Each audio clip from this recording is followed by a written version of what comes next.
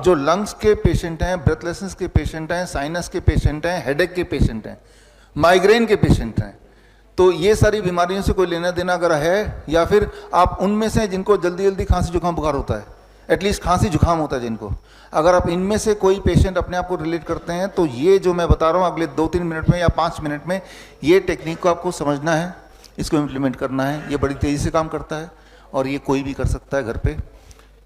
यहाँ पे समझना पड़ेगा, पहले थोड़ी थ्योरी समझ लेते हैं इसकी। साइनस, साइनस क्या है? अभी आपने साइनस का सवाल पूछा, व्हाट इज साइनस? आपके इस एरिया में खाली जगह होती है, इधर इधर इधर, इस खाली जगह का नाम है साइनस। एक खाली जगह, that is called sinus. Sinus ये है। साइनस में अगर ब्लॉकेज हो गया, वहाँ पे अगर कफ इकट्ठा रह गया, तो उसे साइनस की दिक्कत बोलेंगे, ठीक है ना, जिसकी वजह से हेडेक हो सकता है, जिसकी वजह से नाक बह सकता है, जिसकी वजह से ब्रेथलेसनेस हो सकती है, सारी दिक्कतें हो सकती है, जिसकी वजह से बार बार फ्लू लग सकता है। तो ये साइनस है, ये साइनस को ठीक करना है।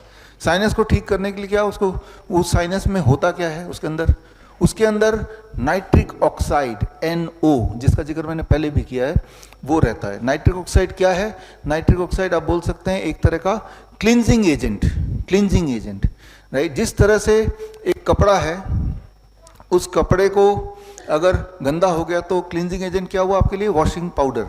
तो आपके बॉडी का जो वॉशिंग पाउडर है उसका नाम नाइट्रिक ऑक्साइड है। नाइट्रिक ऑक्साइड कहाँ पे बनता है? नाइट्रिक ऑक्साइड साइनस के अंदर ही बनता है, इकट्ठा होता है। और कहाँ बनता है? आपके ब्लड वेसल के अंदर बनता है।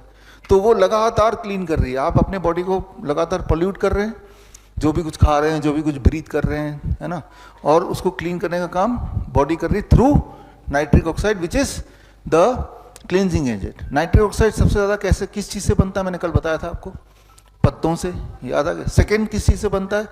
वेजिटेबल से। थर्ड सबसे ज़्यादा किस चीज़ से बनता है? फ्रूट से। ये तीनों चीज़ तो अपने डाइट में इंक्लूड कर दिया। एक चौथी चीज़ आपको इंक्लूड करनी है, जो अभी हम डिस्कस कर रहे हैं, खास तौर पे sinus, lung disorder, lung cancer या हेडेक, माइग्रेन, ब्रेन से जुड़ी हुई चीज़ों के लिए। तो उसको हम समझ लेते हैं। तो साइनस क्या है समझ गए हम। अब मान लीजिए कि आपके पास एक कपड़ा है, ये कपड़ा गंदा है, इस कपड़े को आपको क्लीन करना है। तो क्लींजिंग एजेंट क्या है? वॉशिंग पाउडर है ना। तो इसके ऊपर वॉशिंग पाउडर रख दिया तो क्या क्लीन हो जाएगा ये? लेकिन कुछ और भी चाहिए इसके लिए, पानी। ठीक है भाई, ये कपड़ा है और मैंने इसको क्लींजिंग एजेंट वॉशिंग पाउडर रख दिया, पानी में डाल दिया, अब क्लीन हो जाएगा? रगड़ना पड़ेगा। 3 फैक्टर जब साथ में होंगे तो ही क्लीनिंग एक्टिविटी होगी। ठीक उसी तरह से आपके साइनस में क्लींजिंग एजेंट आ तो गया, लेकिन वो क्लींजिंग एजेंट आना काफ़ी नहीं है, राइट। उसके साथ पानी भी चाहिए, लिक्विड चाहिए जिससे वो जाए, और फिर रगड़ना भी चाहिए। इस स्लाइड को वो कर दो, स्विच करो। तो म्यूकस जो लिक्विड हमारे पूरे रेस्पिरेटरी ट्रैक में होता है, ये है पानी, बोल सकते हैं इसको, है ना। और सिलिया, सिलिया का मतलब आपके नाक, आपके रेस्पिरेटरी ट्रैक में छोटे छोटे छोटे छोटे छोटे छोटे ब्रश की तरह होंगे, राइट, बाल, ठीक है ना, वो बोल सकते हैं कि वो है ब्रश। तो अब साइनस से नाइट्रिक ऑक्साइड हमेशा, जैसे मैं बात कर रहा हूँ, जब हम बात करते हैं तो वाइब्रेशन से वो पूरे रेस्पिरेटरी ट्रैक में आ गए, यानी कि हर जगह वॉशिंग पाउडर पहुँच गया, हर जगह पहले से ही म्यूकस है, ठीक है ना। और जब हम बोल रहे हैं तो वाइब्रेशन हो रही है, तो ये सिलिया जो है यानी कि ब्रश, ये मूव कर रहा है, तो यानी कि क्लींजिंग एक्टिविटी हो रही है। तो क्योंकि क्लींजिंग एक्टिविटी हो रही है, इसलिए हमें ना तो अस्थमा हो रहा है, ना लंग कैंसर हो रहा है, ना ही कोई लंग से जुड़ा हुआ डिसऑर्डर हो रहा है, ना ब्रेथलेसनेस हो रही है। लेकिन कुछ लोगों को तो हो रही है। वो इसलिए हो रही है कि जितनी स्पीड से क्लींजिंग एक्टिविटी उनके बॉडी में या लंग में हो रहा है, उससे ज़्यादा तेज़ी से वो उसको पोल्यूट कर रहे हैं समहाउ। फॉर एग्जाम्पल, ये कपड़ा है, गंदगी, गंदा हो गया, हम उसको वॉशिंग पाउडर और ब्रश से क्लीन कर दिया, लेकिन ज़्यादा गंदा हो गया तो क्लीनिंग और रगड़ना पड़ता है, ज़्यादा रगड़ को ज़्यादा करना पड़ता है, ज़्यादा देर तक करना पड़ता है, क्योंकि वो ज़्यादा गंदा है। तो यानी कि क्लीनिंग एक्टिविटी को सुपर फास्ट करना पड़ेगा और ज़्यादा गहराई से करना पड़ेगा। गहराई से कैसे करेंगे, ये सबसे महत्वपूर्ण है, इस बात को समझिए। ये जब आप बात करते हैं, जैसे मैं अभी बात कर रहा हूँ, बात करते ही ये cleansing activity, nitric oxide sinus से निकला और ये क्लींजिंग एक्टिविटी हो रही है। जब हम बोलते हैं, बोलते तो सभी हैं, यानी कि तब क्लींजिंग एक्टिविटी हो ही रही है।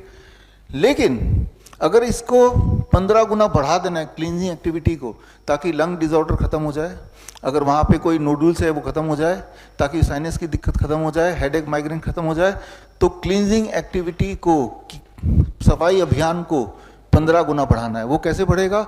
वेरी वेरी सिंपल, इसे बोलते हैं हमिंग।